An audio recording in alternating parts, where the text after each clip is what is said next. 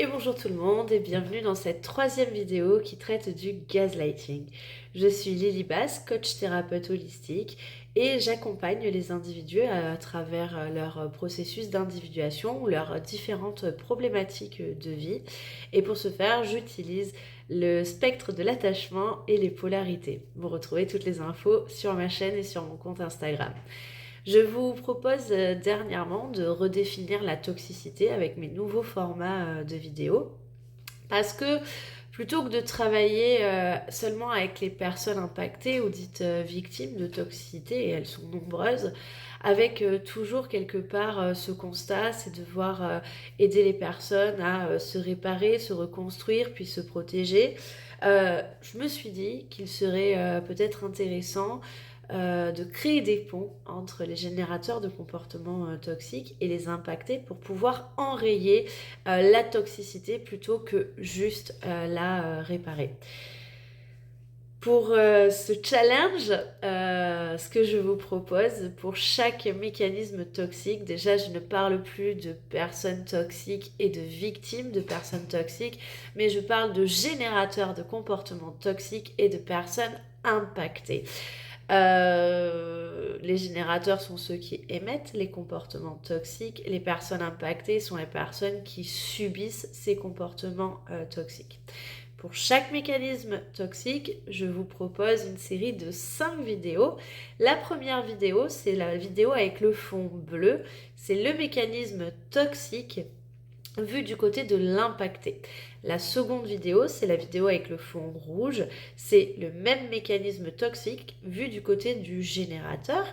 La troisième vidéo, celle avec le fond vert, c'est le pont thérapeutique entre les deux personnes, le générateur et l'impacté. Et ensuite, nous avons les vidéos premium, les vidéos 4 et 5, qui sont des contenus exclusivement réservés à mes consultants. La vidéo 4, ce sont des outils pour les impactés, et la vidéo 5 sont des outils pour les générateurs de chaque comportement toxique. Aujourd'hui, vous pouvez le voir, c'est en fond vert. Nous sommes sur la vidéo Le pont thérapeutique entre générateur et impacté du gaslighting. Il va falloir que je vous explique ce qu'est le pont thérapeutique. Alors, le pont thérapeutique, c'est un petit peu ma signature en tant que coach thérapeute. Vous pouvez le voir d'ailleurs sur ma chaîne Harmonie de l'être, c'est-à-dire que j'ai tendance à toujours proposer un pont et donc en fait c'est où est-ce que je rejoins l'autre. Je ne rejoins pas l'autre quand on n'y arrive pas, je ne rejoins pas l'autre sur son terrain, je ne rejoins pas l'autre, l'autre ne me rejoint pas sur mon terrain. On construit un pont, on va se rejoindre au milieu qui va devenir notre terrain commun. Vous pouvez le voir par exemple avec les polarités yin et les polarités yang, c'est ce que j'ai tendance à faire. C'est aussi le travail que je peux faire avec les hommes et les femmes, alors surtout aujourd'hui, lorsqu'on voit un petit peu la montée des extrêmes qui peut y avoir et des combats qu'il y a entre hommes et femmes, hein, par exemple. Mon approche, c'est plutôt de, voilà, quand on n'y arrive pas, on essaye de construire un pont, ce pont en terrain neutre, et ce pont vient vraiment des deux. Ce pont devient ensuite le terrain aussi des deux, le terrain commun, quelque part. Au niveau des comportements toxiques, il y a une complication au niveau de ce pont. C'est un choix mûrement réfléchi, c'est un choix que je fais déjà moi-même dans mon approche thérapeutique, c'est-à-dire que je bâtis un pont pour inciter quelque part les générateurs de comportements toxiques à venir me rejoindre au milieu de ce pont. C'est-à-dire je ne vais pas totalement sur votre terrain, je pourrais jamais dire c'est trop bien les comportements toxiques, c'est pas possible. Mais je construis un pont, un endroit où vous pouvez venir me rejoindre pour pouvoir travailler ce comportement toxique. Proposer des ponts thérapeutiques au niveau des comportements toxiques entre impacté et générateur. Il y a une petite difficulté là-dedans, c'est-à-dire que les ponts vont être à l'initiative la majeure partie du temps des impactés. Et donc, je tiens vraiment à le préciser, proposer de créer un pont thérapeutique entre impacté et générateur, ce n'est possible que lorsque déjà c'est à l'initiative de l'impacté qui choisit de tenter de bâtir ce pont, ou en tout cas de bâtir sa part du pont. Ce n'est pas du tout pour faire porter un peu plus la responsabilité de la relation à l'impacté, d'accord? Mais c'est lorsque les impactés, parce que la réalité du terrain elle est là, on a très souvent des personnes impactées au bout du fil qui ne souhaitent pas sortir de la relation, qui souhaitent rester, qui souhaitent tenter le tout pour le tout, qui portent une énorme responsabilité, qui parfois se fatiguent par rapport à ça. Ben là, c'est pouvoir proposer à ces impactés un cadre un petit peu sécurisé, avec aussi un appel, une invitation aux générateurs à venir bâtir ce pont. Il y a quand même quelque chose à savoir, c'est que ces ponts thérapeutiques-là, ils ne peuvent être terminés que si le générateur fait sa part, que si le générateur du comportement toxique travaille. Autant l'impacter, la responsabilité qu'il va prendre, c'est de démarrer la construction de ce pont dans l'espoir peut-être que le générateur le rejoigne, autant à un moment, s'il n'y a absolument rien qui est fait du côté du générateur, le travail sera fait pour que l'impacté abandonne ce pont. Donc voilà, ça c'était important à dire. Je pense d'ailleurs que je reviendrai là-dessus, ça nécessite plusieurs vidéos. Donc aujourd'hui, nous sommes sur la vidéo qui traite du pont thérapeutique entre les impactés et les générateurs de gaslighting. En premier lieu, on se fait une petite récap des dernières vidéos. Vous allez dire, Lily, elle nous a saoulés avec le gaslighting. Je vais vous saouler avec tous les comportements toxiques que j'ai listés. Donc en premier, on se fait bien sûr la définition, encore une fois, la définition du gaslighting. Donc le gaslighting, c'est un comportement toxique. C'est une technique de manipulation quelque part, même si on n'a pas la sensation de manipuler, qui invalide la réalité d'une personne. Le terme gaslighting, il vient d'une pièce de théâtre qui a ensuite été faite en film. Donc la pièce, elle date de 1938, le film, il date de 1944, c'est le film Antise, où en fait, il y a un mari qui manipule sa femme, il veut lui faire croire qu'elle devient complètement folle. Et donc, il va jusqu'à baisser l'intensité des lampes à gaz, en disant qu'il l'a pas fait, pour quelque part modifier sa perception et lui faire douter de sa perception. Gaslight, du coup, c'est devenu une métaphore universelle pour désigner ce type de manipulation. Aujourd'hui, on l'utilise énormément parce qu'on parle aussi énormément des comportements toxiques. Alors, on va voir du gaslighting dans des relations personnelles, mais on va aussi le voir dans des relations professionnelles. On va le voir aussi énormément dans des dynamiques sociétales. Dans le spectre du gaslighting, ça peut aller au simple déni du générateur des moments pénibles vécus, par exemple, et relatés par l'impacté, d'accord, à l'invalidation totale des ressentis, à l'asymétrie méprisante qu'on a vue, par exemple, dans la vidéo rouge. Mais ça peut aller jusqu'à la mise en scène d'événements complètement faux, complètement désorientants, la création de situations, d'événements, la création de faux souvenirs, etc. Là, lorsqu'on est de ce côté-là du spectre, là, il n'y a plus grand-chose de faisable, il n'y a pas de point à construire à ce niveau-là. Je vous ai dit que selon moi, il y a 3 types de gaslighting. Il y a le premier type qui est le gaslighting défensif ou occasionnel que absolument j'ai bafouillé, que absolument tout le monde peut utiliser par moment dans une conversation émotionnelle à chaud, des émotions intenses.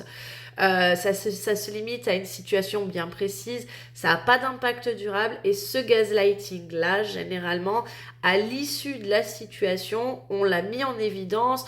Oh là là, pardon, excuse-moi, j'étais dans des trop fortes émotions, ce n'est pas ça que je voulais exprimer. Et ça passe. Donc ça, tout le monde peut reconnaître, user de ce gaslighting-là. On a le gaslighting de type 2, selon moi, toujours, qui est le gaslighting que j'ai nommé le gaslighting ancré et inconscient, qui celui-là déjà est extrêmement problématique, parce que c'est un comportement toxique fréquent, il est issu de schémas inconscients, il est issu d'une mauvaise gestion émotionnelle, et même s'il est inconscient, en fait, c'est les schémas, le pourquoi du gaslighting qui est inconscient. Le gaslighting, il peut être très conscient, l'acte de gaslighter, il peut être très conscient par certains moments. Ce gaslighting-là, il a des impacts absolument délétères et destructeurs sur les relations et sur les impactés. Et aussi, on l'a vu aussi dans la vidéo rouge, sur les générateurs à long terme, hein, c'est un petit peu l'arroseur arrosé. Et donc celui-là, c'est celui vraiment qui va nous intéresser le plus, parce que c'est celui-là qui fait du mal aux relations, c'est celui-là qui fait du mal aux personnes, mais c'est celui-là qui est sauvable. On a ensuite le troisième type de gaslighting, c'est le gaslighting conscient, volontaire et manipulateur. Lui, c'est un gaslighting qui est systématique, qui est totalement destructeur et qui est utilisé avec une volonté de garder le pouvoir, une volonté de mettre sous emprise, une volonté de dominer. On est sur le gaslighting utilisé par les personnes type pervers narcissique. Là, absolument aucun pont n'est constructible et je n'inciterai jamais une personne impactée par ce type de gaslighting à construire un pont. Au contraire, je l'aiderai de mon mieux à essayer de se défaire de cette emprise pour s'en sortir. Rien n'est sauvable de ce côté-là. Donc ce gaslighting-là, ne va pas nous intéresser, en tout cas, plus que ça.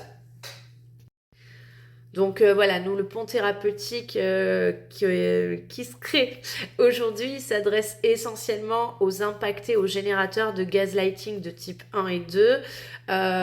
Les impactés, les générateurs qui souhaitent vraiment travailler sur ces comportements toxiques. Type 3, les impactés de tout ce qui sera de toute façon de type 3, je vous invite, je vous envoie déjà tout mon courage. Bien sûr, je vous invite, si vous souhaitez vous en sortir et que vous n'êtes pas accompagné, peut-être à me contacter pour voir ce qui est faisable de votre côté et comment vous en sortir, comment vous protéger, comment vous réparer, comment vous reconstruire. Il y a une vie après ça. Dans cette vidéo, on va vraiment rester sur comment construire un pont quand c'est possible. Alors, c'est un espoir de pont. Il faut savoir que c'est pas parce qu'on a la volonté de construire un pont thérapeutique que le pont thérapeutique va être construit. Alors, déjà, on va commencer par parler des deux types de systémiques possibles. Parce que dans une dynamique où on a du gaslighting, on a deux protagonistes, mais on peut avoir deux systémiques différentes. On va avoir la systémique asymétrique, c'est-à-dire c'est la relation où on a un générateur et un impacté, d'accord ? Donc on voit bien qu'il y a une asymétrie entre les deux. Donc c'est ce que j'ai appelé la systémique asymétrique. On a aussi la systémique réciproque qui est plus complexe à gérer, qui est plus complexe parfois à reconnaître aussi. C'est la relation où on a un générateur impacté et un impacté générateur ou générateur impacté. C'est-à-dire que les deux sont et générateurs de gaslighting et impactés à tour de rôle en même temps, etc. L'ennui dans cette relation-là, c'est que très souvent, donc celui qui va être à l'initiative du travail, c'est celui qui se sent une responsabilité peut-être de créer, mais qui se sent essentiellement impacté. Je vous rappelle que le gaslighting de type 2, il y a toute une partie inconsciente, et donc pendant très longtemps, un générateur de gaslighting peut ne pas voir ce qu'il fait de mal. Voilà. Donc, ça peut arriver, et ça arrive très souvent, que vous pensez être impacté de gaslighting parce que là, vous ressentez une énorme souffrance et vous ne voyez pas que vous êtes générateur de gaslighting. Donc c'est quelque chose qui peut arriver aussi. Donc dans tous les cas, là, le pont, on va le travailler en prenant ces deux notions-là. Alors, quelle que soit la systémique, la construction du pont, il y a une dynamique inégale, mais une responsabilité qui est partagée. C'est-à-dire que en premier, pour pouvoir construire le pont, il y a une prise de conscience et elle est initiée par l'impacté ou celui qui pense être le plus impacté des deux. Donc dans la dynamique asymétrique, c'est l'impacté. Dans la dynamique réciproque, c'est celui qui se sent le plus impacté des deux. L'impacté, il va identifier à un moment le mécanisme toxique, il va identifier sa souffrance. Je vous rappelle, on l'a vu dans la vidéo bleue, le gaslighting a des impacts absolument terribles sur les impactés, des impacts mentaux, des impacts émotionnels, des impacts physiologiques. À terme, les impactés vont demander de l'aide parce qu'ils n'en peuvent plus, parce qu'ils ne savent plus. Et donc c'est là où il peut y avoir la reconnaissance du mécanisme toxique, à savoir ce gaslighting, cette invalidation de la réalité, cette espèce de contrôle par le narratif. Cet impacté, ou donc celui qui se reconnaît comme étant que impacté, on va l'appeler l'impacté là, pour le coup, il va alors, c'est soit par choix conscient et mesuré et ancré et réfléchi, vibré, tout ce que vous voulez, soit par survie et parce qu'il a des accroches qui le maintiennent encore. Oui, parce que c'est un processus qui peut prendre du temps. Mais en tout cas, il va vouloir amorcer une tentative et pour se protéger et pour améliorer la relation. L'impacté va prendre la responsabilité première. Et choisir de créer le pont thérapeutique, c'est assumer ça pleinement. C'est-à-dire que si vous souhaitez construire un pont, généralement, c'est l'impacté qui va devoir faire le premier pas. Il y a une forme, alors ça peut venir taper un petit peu sur l'injustice, etc. Parce qu'il y a une forme d'injustice par rapport à ça.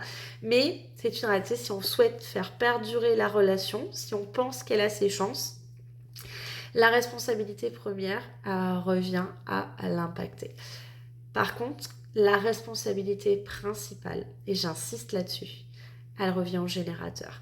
C'est-à-dire que même si l'impacté fait le taf pour sécuriser la relation, pour se sécuriser lui-même, pour se protéger, pour amorcer le changement, pour donner des clés, pour donner des pistes, etc., son travail sur lui-même va déterminer quelque part comment peut être amorcé le pont. Par contre, si le générateur refuse de reconnaître ses comportements, ne fait pas sa part, le pont il restera à sens unique, on n'aura qu'une moitié de pont et donc la relation toxique perdurera jusqu'au moment où l'impacté décidera d'abandonner son travail. Il y a une réalité à prendre en compte quand on choisit d'amorcer un pont thérapeutique, c'est qu'il est possible, c'est une possibilité dans le champ des possibles, mais il faut l'entendre, je trouve, pour pas aller au casse-pipe. Faut entendre que possiblement, si vous êtes impacté et que vous choisissez d'amorcer ce travail de pont thérapeutique, il y a une possibilité que derrière ça ne suive pas et à ce moment-là vous devrez abandonner. Bon, ça sera sans regret parce que vous aurez fait quand même tout ce que vous avez pu, d'accord. Par contre, ce travail de création de pont, il demande un certain inconfort parce qu'il va demander un travail sur vous-même, une conscience de plus. Et c'est la difficulté dans tous les comportements toxiques et c'est une réalité horrible à vivre, c'est-à-dire que à cause de tous ces comportements toxiques, c'est très souvent la responsabilité première est à l'impacté, c'est-à-dire celui qui subit va devoir prendre en premier la responsabilité. C'est asymétrique aussi et c'est pas cool. Pour autant, il faut le voir, il n'y a pas d'autre solution. Si ça, c'est pas entendable pour vous, alors il vous reste la solution de vous protéger, de sortir de la relation. Cette responsabilité, si vous choisissez de la prendre, ça va demander de l'inconfort. Sachez entendre aussi que possiblement, ça pourrait ne pas avoir le résultat que vous espérez. Est-ce que les générateurs sont à l'initiative? C'est extrêmement rare. Généralement, quand un générateur est à l'initiative de la construction, quel que soit le comportement toxique, hein, mais quand un générateur est à l'initiative de la construction du pont thérapeutique, généralement, il y a des moitiés de pont un petit peu partout, hein, de l'autre côté. Et en fait, c'est au moment où les générateurs sont au pied du mur, hein, et qui voient que il y a des ponts vides, où il y a un pont vide. Et en fait, c'est là où il y a peut-être une tentative de dire ah tiens, je vais amorcer quelque chose. Mais en fait, vous amorcez rien du tout. Vous acceptez enfin le travail qui vous a été proposé. Il y a belle lurette. Ça, il faudra qu'on en reparle. Alors le but, hein, c'est pas de vous culpabiliser. Mais voilà, si vous êtes générateur et que vous dites non, moi j'amorce le travail, j'y vais, c'est bien d'amorcer le travail, c'est super. Par contre, non, vous n'êtes pas en train d'amorcer le travail. Vous êtes en train de continuer le pas, vous êtes en train d'amorcer votre part à vous. Mais le travail du pont thérapeutique, il a déjà été fait peut-être à plusieurs reprises, de plusieurs fois, et peut-être même par plusieurs personnes différentes. Hein. D'accord? Donc voilà, ça, il fallait le poser, c'est posé. Alors, pour construire ce pont, moi je pense que dans un premier temps, ce qu'il va falloir faire, c'est déjà se poser des questions un petit peu sur la dynamique de la relation et sur la systémique. C'est-à-dire, est-ce qu'on est dans quelque chose d'absolument asymétrique ou est-ce qu'on est dans quelque chose de réciproque? Le but, comme je vous disais, c'est très important ça. Généralement, l'ego aime pas hein, quand on pose ces questions parce qu'il pense qu'on va compter les points. C'est pas pour compter les points, c'est pas pour arbitrer, c'est pour savoir où est-ce qu'on met les pieds. Parce qu'en fonction de où est-ce qu'on met les pieds, le travail va être différent, tout simplement. D'accord? Donc en premier, se demander à quel type de relation on a affaire pour savoir comment est-ce qu'on va construire le pont. Parce que c'est pas tout de construire, mais il faut savoir comment construire. Chaque relation est unique, donc il faut aussi qu'on prenne les tenants et les aboutissants de chaque relation.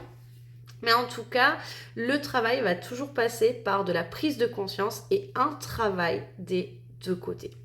Alors en premier, ce que je vous propose, c'est qu'on regarde un petit peu le pont lorsque c'est une relation asymétrique, c'est-à-dire un générateur et un impacté.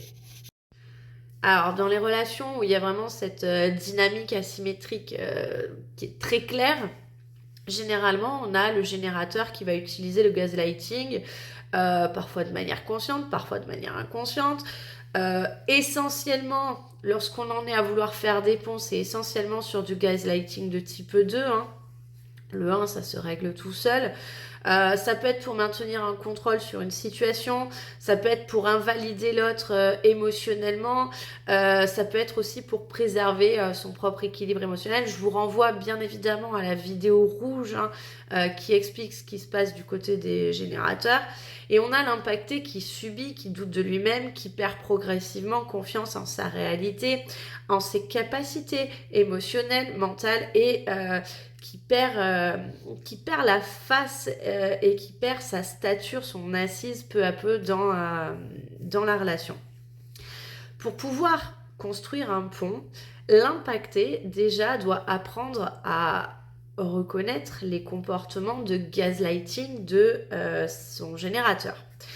Il doit apprendre aussi à se sécuriser émotionnellement face à ça. À sécuriser aussi sa perception de la réalité. Par exemple, dans les tips que je vous ai donnés, c'est de noter les choses importantes, les faits importants. De rester sur les faits. Plus vous allez rester sur les faits, plus vous allez pouvoir... Les faits, hein. Et il y a tout un travail au niveau du narratif qu'on fait en séance, que ce soit avec les polarités yin ou yang d'ailleurs.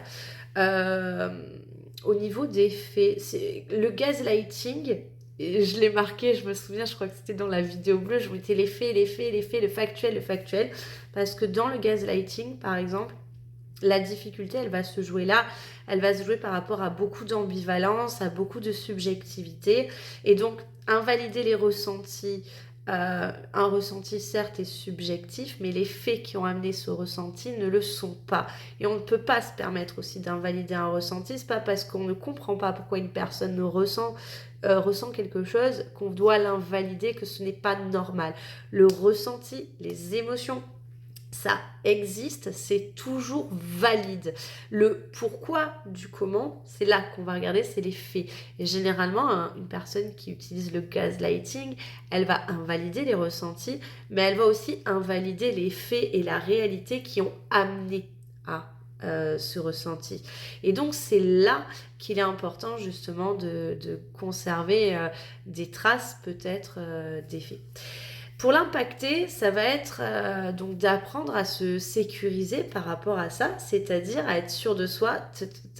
Ce générateur-là, en face, une fois que j'ai identifié le gaslighting, il y a une perte de confiance qui se fait et qui doit être faite pendant un long moment. Au moment du pont, ensuite, on peut faire quelque chose. Mais là, à un moment, moi, je ne peux plus avoir confiance en cette personne qui invalide ma réalité. Une fois que vous avez compris que c'est du gaslighting, ce que la personne dit en face, on ne peut pas s'y fier. Donc, c'est de mettre une espèce de distance entre ce que la personne dit, ce que le générateur dit, ce que le générateur exprime et votre réalité. C'est une bulle de protection qui se fait à ce niveau-là. C'est poser des limites, même si ça provoque un inconfort chez le générateur, poser en disant « Hop, stop, là, ce que tu dis est en train d'altérer ma réalité. Je ne suis pas d'accord avec ça. » Donc, il y a déjà tout un travail à faire là-dessus. Forcément, je ne peux pas tout vous dire en une vidéo, donc je vous donne les grandes lignes. Ça va être vraiment de se désolidariser du discours du générateur qui, de fait, vous l'aurez compris, je pense, dans la vidéo rouge, n'est pas forcément... Le but n'est pas de vous invalider pour vous invalider. Le but, c'est de vous invalider très souvent par survie. Le gaslighting inconscient, c'est ça, c'est je t'invalide par survie. Ok, on comprend ce qui se passe maintenant, mais pour autant, c'est pas ok d'être invalidé. Donc, c'est vraiment de mettre cette espèce de distance-là et de ne plus se fier. La distance, elle marque juste une protection pour pouvoir, derrière, en fait, commencer à bâtir le pont. Donc, pour l'impacter, la création du pont, ça commence vraiment par toute cette conscience-là, par toute cette protection et surtout, ne pas chercher à sauver le générateur. Ça va être vraiment d'essayer dans un premier lieu de se sauver soi-même. Vous ne pourrez pas construire un pont thérapeutique si la priorité est de faire comprendre au générateur qu'il génère du gaslighting ou de faire comprendre au générateur qu'il est dans un schéma émotionnel, de souffrance, etc. Votre priorité en tant qu'impacté, si vous souhaitez construire un pont, c'est de vous assurer en premier lieu de votre propre sécurité émotionnelle. Comment vous dire que déjà, rien que là, il y a du taf. Parce que peut-être vos schémas de base à vous, mais parce que tout simplement le gaslighting généré par la personne vous a fortement impacté, vous a fortement épuisé, éprouvé et vous a fait perdre confiance en vous, confiance en vos émotions, confiance en votre réalité, et que tout ça c'est à rattraper. Donc il y a déjà un premier travail à faire qui est quand même assez conséquent. Déjà, c'est défaire un petit peu tous les impacts qu'ont eu le gaslighting de votre générateur. Et ensuite, peut-être aussi essayer de défaire vos propres schémas inconscients. Donc déjà, là, c'est la base. À partir de là, une fois que l'impacté il a ce travail qui est fait, donc en même temps, il continue peut-être à relationner avec ce générateur. Ça va être donc déjà les limites, ça permet d'empêcher le générateur de gaslighting d'empiéter sur votre terrain. Ça va être aussi de savoir, voilà, de savoir dire non. Donc c'est là que c'est difficile et que des fois, selon les enjeux de la relation, ça peut être compliqué. Donc c'est pour ça que je vous donne les grandes lignes dans cette vidéo, mais que je ne pourrais pas tout vous donner. Très souvent, en même temps, vous continuez à relationner et ça va être de savoir dire non au générateur. De savoir dire, là, je sors de cette situation-là avec toi parce que là, ce qui est en train de se passer ne me convient pas.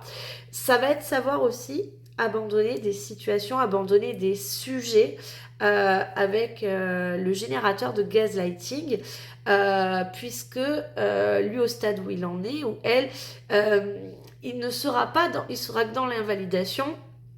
À ce stade de construction du pont, il n'est nulle part, il ne sait même pas le travail que vous avez entamé. Donc ça va être vraiment de dire, là, moi, je sors de ça. À chaque fois que vous sortez d'une situation, ça va quand même interpeller le générateur. À force, le générateur va peut-être justement pouvoir se poser des questions. Voilà, j'ai observé qu'il y a eu un changement de comportement, etc. C'est là où vous pourrez peut-être amorcer le sujet en disant, ben, voilà, ce qui se passe, c'est que lorsqu'on a certaines situations, tu as des comportements qui ne sont pas OK. Et on parle toujours des comportements et pas de la personne. De là, à partir de là, il y a la possibilité, et pour ça, vous l'aurez compris qu'il faut déjà avoir bien travaillé sa sécurité émotionnelle, hein, d'accord? Donc là, vous avez déjà amorcé le travail depuis un moment. De là, il y a la possibilité pour le générateur, c'est une première porte ouverte, de pouvoir reconnaître son comportement toxique et accepter sa responsabilité. Là, ça peut être fait en plusieurs fois, ça peut être fait difficilement, ça va dépendre de toutes les situations et de toutes les personnes encore, mais à force en tout cas, on va dire qu'on a la lumière qui s'allume du côté du générateur plusieurs fois. À partir de là, il y a la possibilité pour l'impacté, si vous souhaitez construire le pont, moi ce que je conseille aux impactés, c'est de prévenir le générateur et de dire, écoute, je vois bien ton comportement n'est pas OK, je ne valide pas ce comportement que je subis à ton contact, mais j'ai bien conscience que tu ne le fais pas contre moi et que c'est les situations qui amènent ça. Je suis OK de rester un temps dans la relation, je suis OK qu'on aille de l'avant, mais pour ça, il faut que tu veuilles aller de l'avant et que tu fasses le taf et les efforts pour ne plus générer ce gaslighting. Pour le générateur, ça va être un moment pas simple, mais généralement, le générateur, hormis ceux donc, de gaslighting de type 3, et on s'en fout, du coup, mais généralement, le générateur, eux, ce qu'ils veulent aussi, ils veulent rester dans la relation, quelle qu'elle soit, de base. Donc, en fonction de comment c'est amené, ils peuvent à un moment comprendre que leurs comportements ne sont pas OK. Ils peuvent aussi avoir déjà eu ce genre de vécu et d'expérience. Et donc, ils peuvent être dans un moment d'ouverture, parce que ces discussions-là, elles sont plutôt tendance à... Il faut les avoir dans des moments quand même d'ouverture. Le générateur, c'est d'accepter de travailler là-dessus. Alors, c'est là où c'est très difficile, c'est que ce type de comportements sont des comportements bien ancrés. Il faut accepter d'être aidé pour ça, parce que travailler ça tout seul... Travailler ça avec thérapie GPT, chat GPT, Claude, Gemini, je ne sais quoi, ça va être un peu moyen. Derrière, il faut aller chercher le pourquoi du comment. Donc, il faut amorcer un travail thérapeutique. Le générateur, là, s'il décide d'amorcer un travail thérapeutique, alors il y a deux possibilités. Soit il décide d'amorcer un travail thérapeutique seul de son côté, soit alors il peut aussi à ce moment-là accepter peut-être d'amorcer un travail thérapeutique avec l'impacté. Ça va dépendre de la nature de la relation. Ça va dépendre peut-être aussi de l'envie de l'un et de l'autre de créer ce pont. Mais en tout cas, du côté du générateur, il va falloir amorcer un travail thérapeutique. Si le générateur refuse tout travail thérapeutique, la construction du pont, elle va être compliquée. Donc il y a ces deux possibilités. Alors j'insiste là-dessus pour les impacter. Si votre générateur il est ok d'amorcer un travail thérapeutique mais qu'il ne veut pas le faire avec vous, du moment qu'il taffe de son côté, j'ai envie de vous dire, ça va aller. Vous voyez, ça peut être compliqué parfois d'aller dans la thérapie en duo, etc. Ça aide beaucoup, mais pas tout le monde est prêt à ça. Il peut avoir aussi beaucoup de choses à dire, peut-être qu'il ne souhaite pas vous dévoiler, ça peut s'entendre aussi. Donc du moment que vous avez un générateur qui souhaite être aidé, faire le travail de son côté, que ce soit avec vous ou sans vous, importe peu. Alors, de là, le générateur, faut qu'il aille comprendre aussi donc, le pourquoi de ses comportements. Ces schémas ancrés, ces schémas, ces croyances limitantes, ces blessures émotionnelles, aller travailler la rééducation émotionnelle, tout ça. Et aussi tout un travail au-delà de la rééducation émotionnelle, on va dire un travail de... alors, je vais parler de rééducation des comportements, mais il ne faut pas prendre le côté condescendant de la chose, c'est-à-dire développer des nouvelles façons de communiquer et de respecter la réalité de l'autre, quelle qu'elle soit, arriver à pouvoir s'exprimer sans gaslighter. Et ça, en fait, il n'y a pas que l'émotionnel. Vous voyez, la rééducation émotionnelle, c'est juste l'étape d'avant. Mais après, c'est concrètement, qu'est-ce qu'on fait ? Comment est-ce que je peux m'exprimer ? Il y a un énorme travail de communication pour ce qui est du gaslighting. Une rééducation de la communication consciente. Là, c'est pépite. Alors, imaginons que chacun fasse le travail. Du coup, c'est quelque chose. Alors, une fois que le générateur a accepté, c'est pas parce que le générateur a accepté de faire ce travail que le pont est construit pour autant. D'accord ?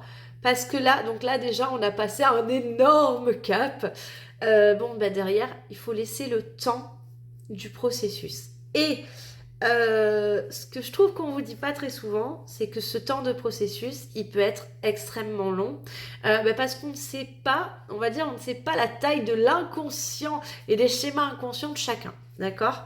Donc, ce qui va se passer à partir de là, c'est qu'il y a des efforts qui sont faits, il y a des solutions qui sont trouvées l'un avec l'autre, mais il y a encore des situations de gaslighting.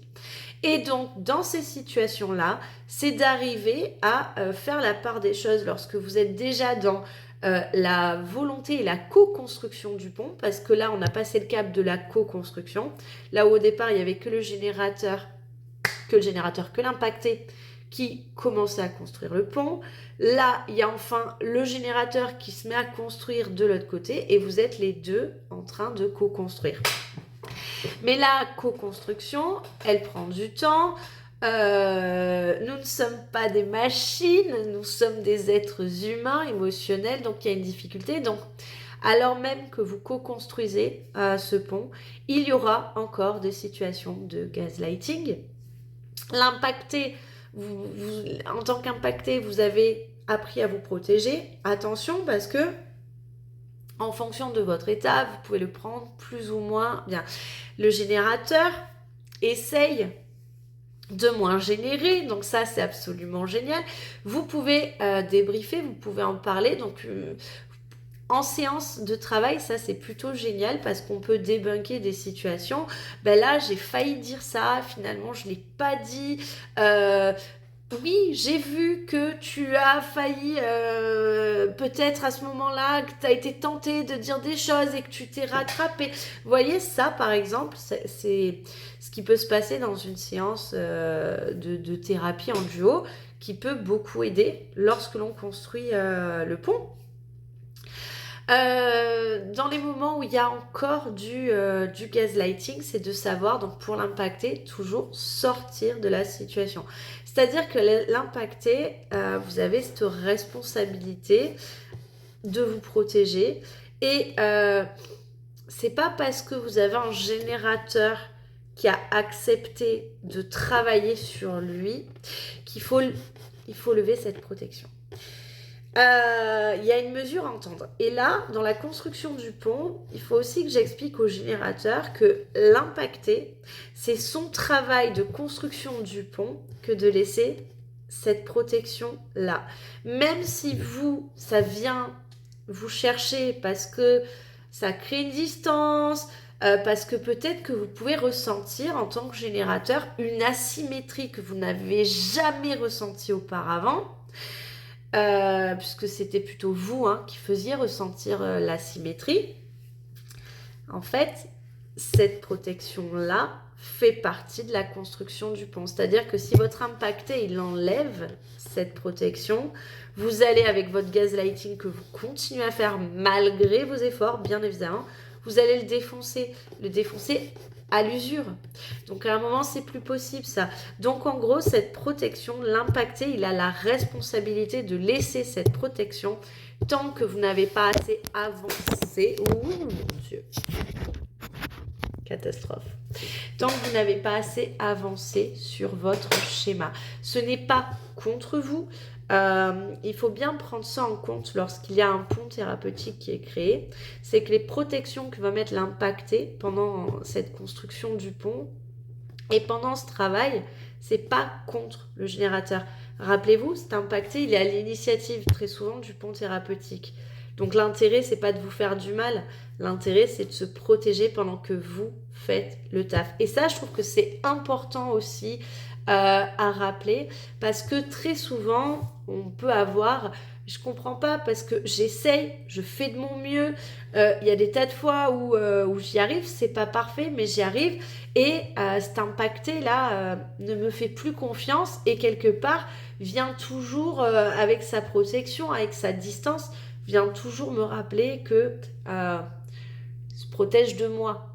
C'est pas parce que vous êtes le mal absolu, c'est votre comportement et se protège de votre comportement. Et ce comportement, c'est de sa responsabilité à lui de se protéger. Parce que à la base, il ne devrait pas se protéger. Parce qu'à la base, vous ne devriez pas avoir des comportements qui lui nuisent. Et ça, en fait, dans la dynamique et dans la construction du pont, il faut l'entendre parce qu'il faut savoir dépasser ce moment-là. C'est pas parce que vous avez décidé en tant que générateur de commencer à travailler sur vous, d'amorcer ce travail. Et c'est difficile et je reconnais que c'est difficile, mais c'est pas pour autant que l'impacté doit tout enlever, doit tout oublier parce que lui, il y a quand même une chronologie d'impact qu'il s'est pris et justement pour vous aider à faire votre part du pont, il doit garder sa protection. Ça va changer à un moment, bien évidemment. Ça va changer quand, à force de travail, il y a de moins en moins de comportements de gaslighting ou lorsqu'il y a des comportements de gaslighting, et là on va voir la différence, c'est quand vous passez d'un gaslighting de type 2 à un gaslighting de type 1. C'est-à-dire que bim, il y a du gaslighting qui se règle de suite. À partir de là, l'impacté peut recommencer à avoir confiance aussi en vous et peut lever sa protection. Une fois que il n'y a plus cette protection, les deux aspects du pont se rejoignent. Et donc à partir de là, vous pouvez relationner à partir d'un espace nouveau qui vous appartient. Au départ, c'est un espace donc neutre qui vous appartient aux deux et c'est un espace de sécurité émotionnelle pour les deux. Bon, alors là, c'est la belle version. Est-ce que ça peut ne pas marcher? Oui. Si le générateur refuse d'évoluer, s'il nie la réalité du problème, l'impacté ne pourra strictement rien faire. Si le générateur décide qu'il en a fait assez et que l'impacté se protège toujours, ce que je vous ai expliqué à peine par exemple, et qu'il décide de reculer, à ce moment-là, l'impacté ne pourra malheureusement rien faire à part abandonner le pont et s'éloigner pour se protéger.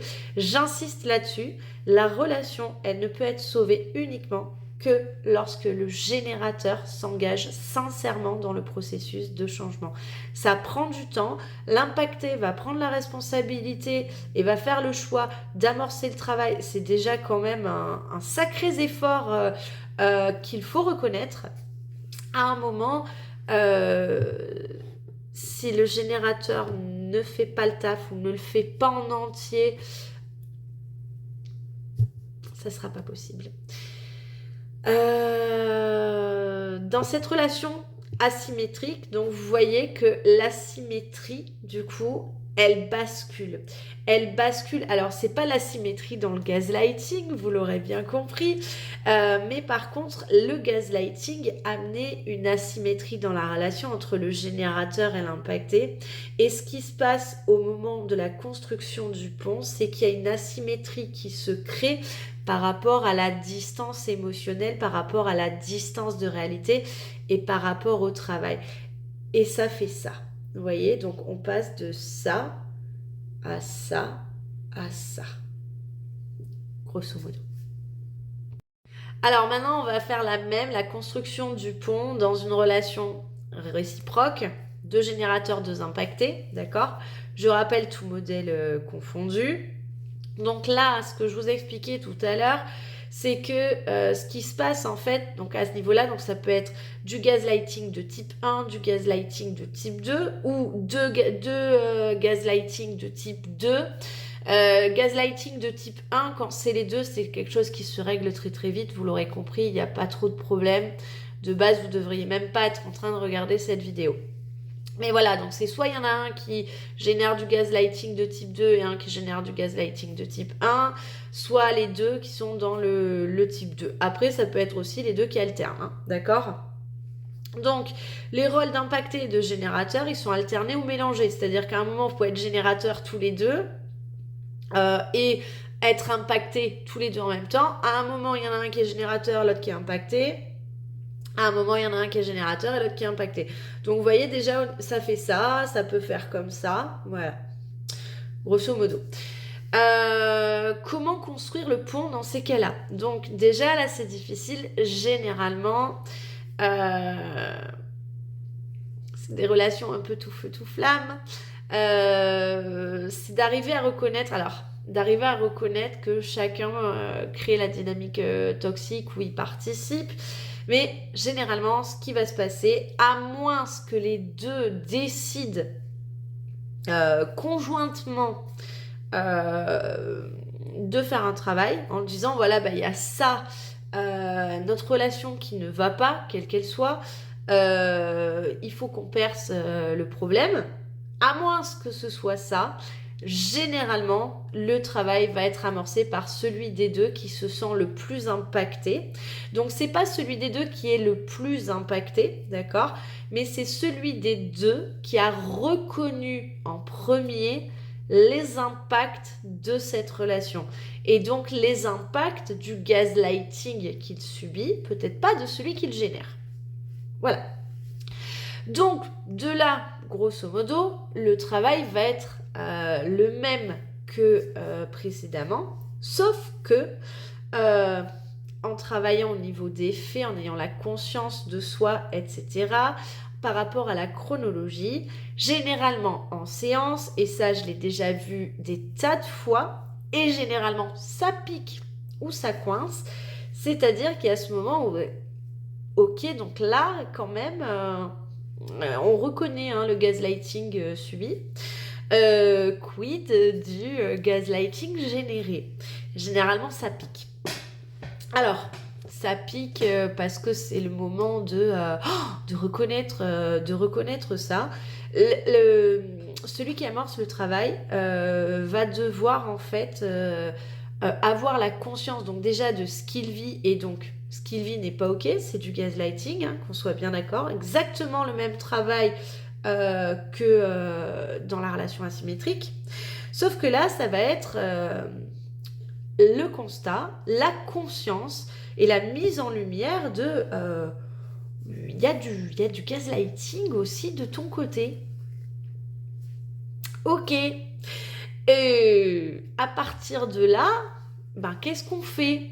Donc, là où ça coince, généralement, c'est que la personne qui entend ça, première idée, peut-être là, vous qui m'entendez, dire ah ouais, donc du coup, un point partout, balle au centre, on s'en fout de ce que je subis.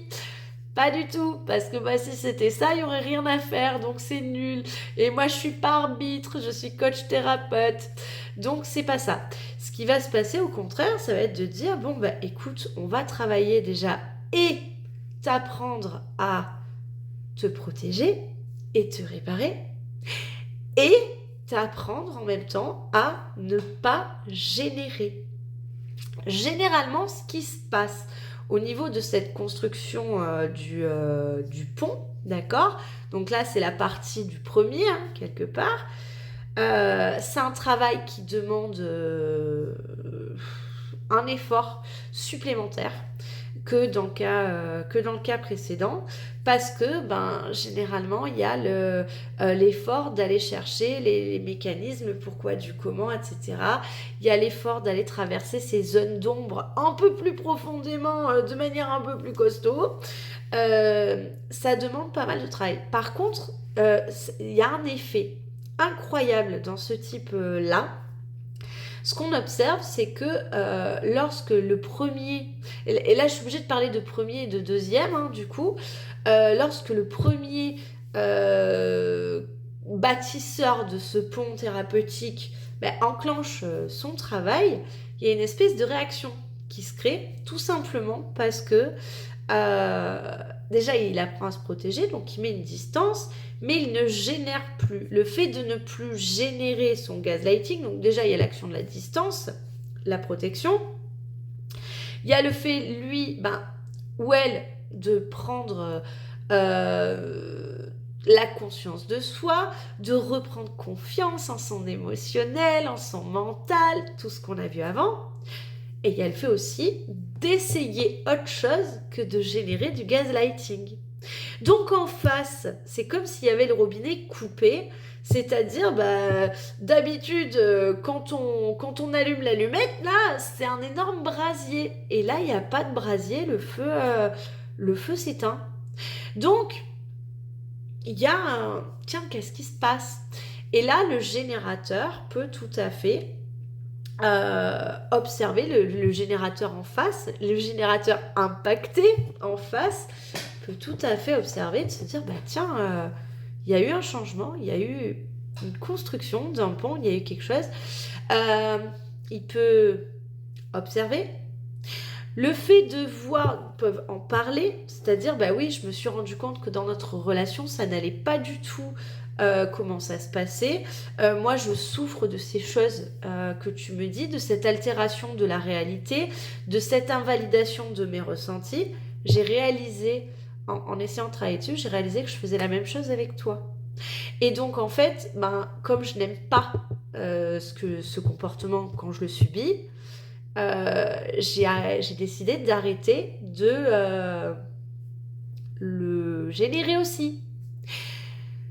Là, en face, celui qui est impacté générateur ne se retrouve plus impacté, de fait, ça libère une chose.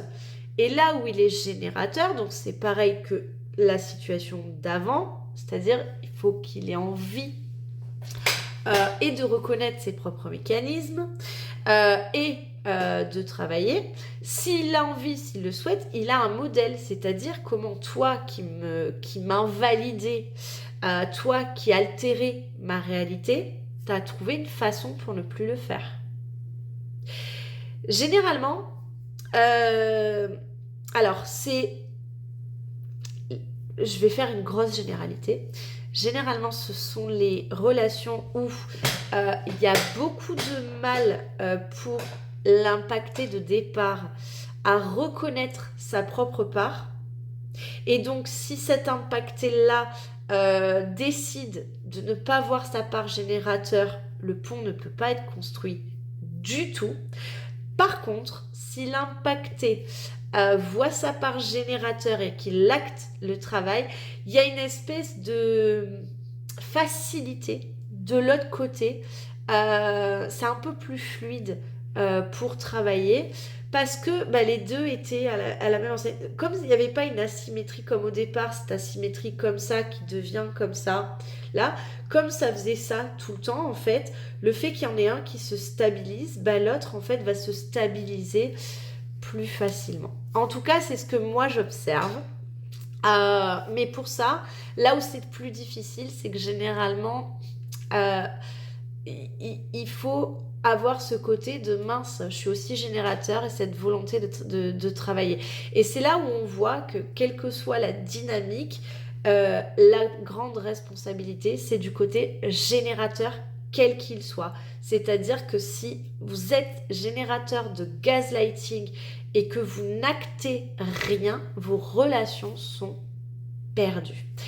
En tout cas, même si c'est plus fluide, imaginons que nous avons cet impacté générateur qui fait le taf et qu'ensuite c'est plus fluide pour l'autre, il y a quand même une réalité, c'est de la difficulté du travail par rapport à ça. Mais se rappeler que ça prend du temps. Et donc, dans ces cas-là, au niveau de la protection, d'accord, c'est de mettre vos protections quand ça devient... c'est d'avoir, vous avez des marqueurs sur les situations. Et quand les situations commencent à s'envenimer, c'est savoir là se remettre les protections en disant « Ok, quelle est la réalité ?» C'est aussi trouver un endroit commun, un lieu commun pour pouvoir discuter de vos réalités qui s'entrechoquent. Parce que lorsqu'il y a deux générateurs et deux impactés, ce qui se passe aussi très souvent, c'est que vous avez des visions qui sont diamétralement opposées des choses et peut-être avoir des espaces safe de discussion où vous pouvez échanger sur vos réalités pour que chacun puisse prendre les perceptions de l'autre et puisse comprendre, aller dans la connexion. Dans les deux ponts thérapeutiques, au niveau du gaslighting, ça va être vraiment une fois que le générateur a identifié qu'il générait du gaslighting, ça va être de se dire comment est-ce que je fais pour exprimer ce que je ressens sans invalider la réalité de cette personne en face de moi. Comment est-ce que je fais pour faire respecter mes limites sans invalider, sans manipuler la perception de la réalité de l'autre. On est toujours sur du comment. Comment est-ce que je fais pour communiquer mes émotions sans invalider les ressentis de l'autre. Ça va passer pour pouvoir travailler ça. Ça va passer, c'est ce que je vous disais tout à l'heure, c'est-à-dire d'abord un travail de conscience de soi, de ses schémas, de tout ce qui a pu être vécu, intégré, les croyances limitantes, une rééducation émotionnelle et ensuite une rééducation des comportements, mais aussi de la communication. Essayez d'aller communiquer. Le but n'est pas de se réprimer, le but est de communiquer autrement. Ce que j'observe au niveau du gaslighting, c'est qu'on a vraiment vécu, je vous l'ai dit dans les autres vidéos, on a vraiment vécu dans une société qui nous gaslightait aussi et qui quelque part poussait au gaslighting. C'est très facile de tomber dans du gaslighting, notamment par rapport à l'invalidation émotionnelle. Et en fait, plus on va développer cette intelligence émotionnelle, plus on va développer aussi une communication consciente, respectueuse et bienveillante, et moins il y aura de gaslighting. Je vous rappelle ce que je vous ai dit dans la vidéo rouge, c'est-à-dire qu'on ne traite pas les gens comme ça. À partir du moment où on a compris ça, il n'y a rien qui justifie de traiter quelqu'un avec du gaslighting. Lorsque l'on a compris ça, on le garde en focus et lorsque ça va pas, c'est comment est-ce que je fais pour exprimer ce que j'ai exprimé, pour me respecter, pour peut-être nourrir mon besoin, quel qu'il soit, pour poser mes limites sans traiter la personne avec du gaslighting. Tout ça, c'est un travail qui se fait. J'espère que vous aurez compris que c'est faisable, mais que ça dépendra quand même de la volonté du générateur ou des générateurs. Le travail, en tout cas, il prend du temps. Construire des ponts, ça prend pas 5 minutes. Hein, on fait pas ça en un claquement de doigts.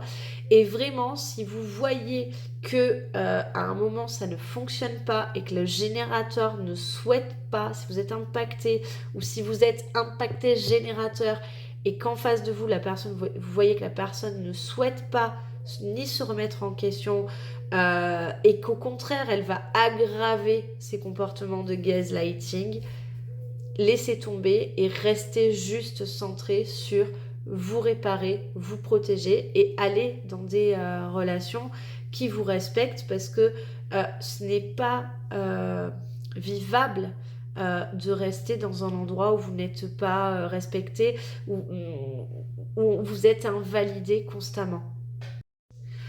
On va arrêter cette vidéo là. Si jamais mon approche vous intéresse, si jamais ça vous parle, vous pouvez tout à fait me contacter pour prendre un rendez-vous ou un suivi en coaching thérapie. Si vous êtes impacté ou impacté générateur et que vous avez envie de travailler ça avec moi, c'est un grand plaisir. Si vous êtes générateur et que ça vous titille et que c'est un peu difficile à avaler, mais que vous dites peut-être que je pourrais essayer de faire quelque chose, c'est aussi avec un grand plaisir que je vous prendrai en séance, parce que je vous rappelle que toutes les émotions, elles s'entendent, tous les comportements ne s'entendent pas et ne s'acceptent pas, et qu'en fait, c'est le comportement qui a changé, c'est pas la personne que vous êtes, et ça, on le fait en séance et que ça peut transformer votre vie pour de vrai. Je vous dis à très vite. Je vous préviendrai sur les réseaux dès que les vidéos premium sont disponibles pour les personnes qui sont en consultation uniquement. Bye bye!